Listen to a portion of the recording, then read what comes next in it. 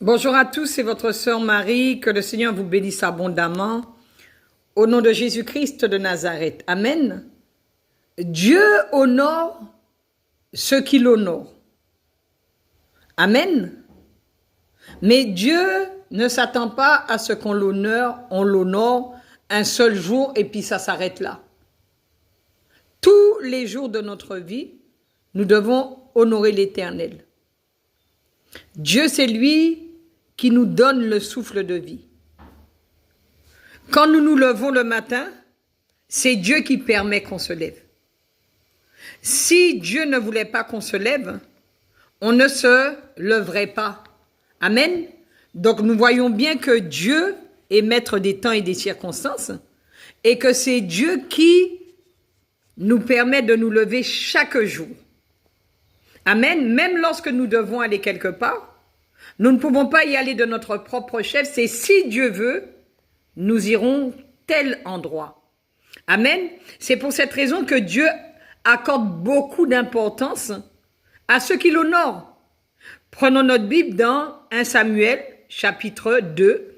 À partir du verset 30, il est écrit « C'est pourquoi voici ce que dit l'Éternel, le Dieu d'Israël.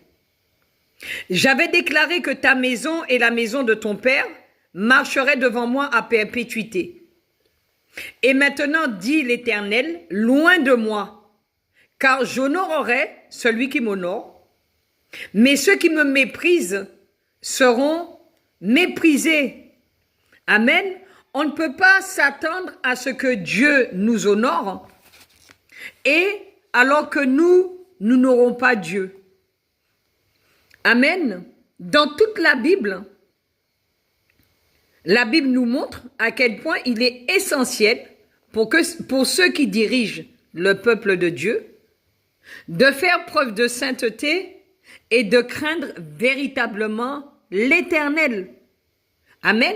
En tant que dirigeants du peuple de Dieu, les serviteurs et les servantes de Dieu doivent être les premiers à honorer Dieu et à montrer l'exemple. Amen. Avec Dieu, c'est comme ça que ça se passe. Si on l'honore, il nous honore. Mais si on ne l'honore pas, il ne nous honorera pas non plus. Amen. On ne peut pas s'attendre à être honoré alors que nous-mêmes, on ne l'honore pas.